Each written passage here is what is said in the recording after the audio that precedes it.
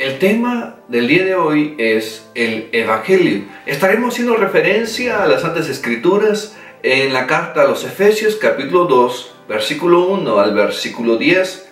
De igual manera estaremos haciendo referencia al libro de nuestro hermano David Platt, Precisión en la Misión. Para comenzar, daremos un pequeño significado de qué es el Evangelio. El Evangelio son buenas nuevas. Buenas nuevas de parte de un Dios creador de todo el universo. Buenas nuevas para hombres y mujeres que se encuentran completamente en pecado y separados de Dios. El transmisor de este mensaje es Jesucristo, Dios en la carne, el cual llevaría sobre sí mismo la ira del pecado en una muerte sustituta en la cruz, para mostrar así su poder sobre el pecado y sobre la muerte en la resurrección de la tumba, para que hombres y mujeres que crean en Jesús y se arrepientan de sus pecados puedan ser reconciliados con Dios eternamente.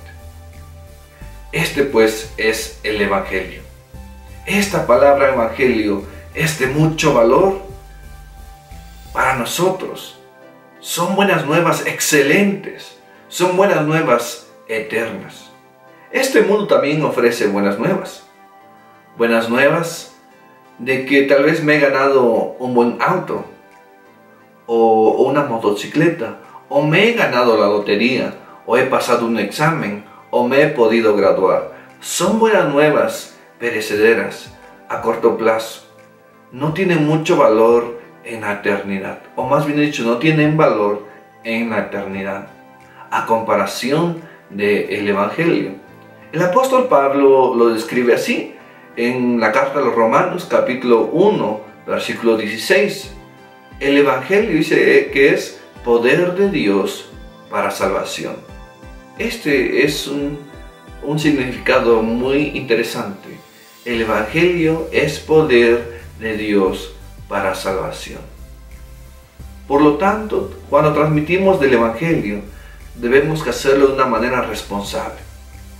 Porque no estamos transmitiendo cualquier noticia, cualquier información, sino que estamos transmitiendo el carácter mismo de Dios a través del Evangelio. Estamos transmitiendo estas buenas nuevas para vida eterna. Debemos que hacerlo de una manera que pensemos en la totalidad de las Escrituras. Vamos a ver ahora en Efesios capítulo 2, versículo 1 al 10, y veremos un poco acerca del carácter de Dios y el obrar de Dios en el Evangelio.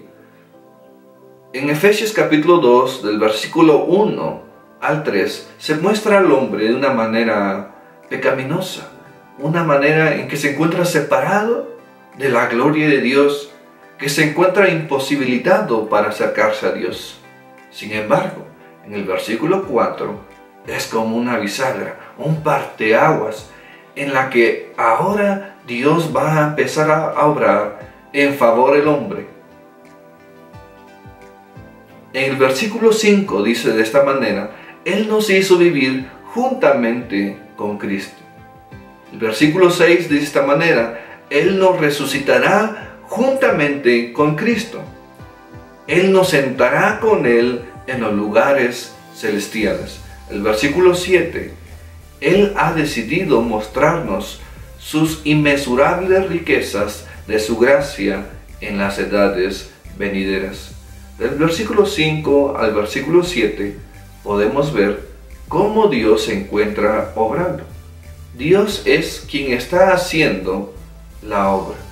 El hombre, al contrario, se encuentra de una manera pasiva, recibiendo de lo que Dios está haciendo para que pueda ser salvo. La salvación otorgada viene completamente de Dios y el hombre es un receptor de su salvación por fe, sin obras de la carne. Dios nos salva en base a su carácter.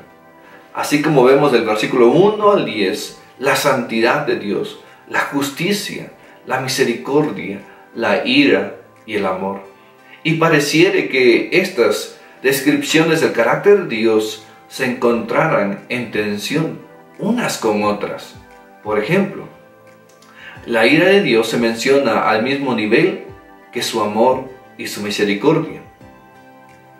Muchas veces nosotros minimizamos algunas partes de su carácter de Dios, mientras que el Evangelio nos pide que transmitamos el carácter de Dios de una manera completa. Por lo tanto, debemos que proclamar el amor de Dios, al igual que la ira, de su justicia, al igual que su misericordia, y de nunca olvidarnos de su inalterable santidad, para que mientras que transmitamos el Evangelio, la persona pueda ver el amor de Dios, pero su santidad al mismo tiempo, y pueda verlo como su Salvador, pero de igual manera como su Señor, como su dueño, a quien le debe toda la honra. El pastor David Platt hace esta nota: si tenemos una visión gloriosa de Dios, entonces tendremos una visión gloriosa del Evangelio. Pero si tenemos, dice, una pequeña visión de Dios, entonces tendremos una pequeña visión del Evangelio. Cuando no conocemos a Dios de una manera completa, no podemos valorar completamente el Evangelio y no podemos transmitirlo de una manera genuina y exacta. Conozcamos a Dios y transmitamos pues así el Evangelio. El riesgo de no conocer a Dios y no poderlo transmitirlo de acuerdo a la totalidad de toda la Escritura, existe un riesgo cuando no lo hacemos de esta manera. Por ejemplo, el día de hoy tenemos el Evangelio de la prosperidad. Y yo sé que tal vez muchos han escuchado de este Evangelio de la prosperidad, y tiene que ver con aquellos que proclaman a Dios de una manera corta, de una manera muy peculiar, en la que solamente mencionan las bondades de Dios. Y no es que yo no crea las bondades de Dios, pero debemos que transmitirlo de una manera completa. Ellos dicen: ven a Dios y recibirás salud, ven a Dios y recibirás prosperidad, ven a Dios y recibirás lo que tú quieres. Básicamente tratan al Evangelio o transmiten el Evangelio presentando a Dios como a un jovencito nuevo en el trabajo.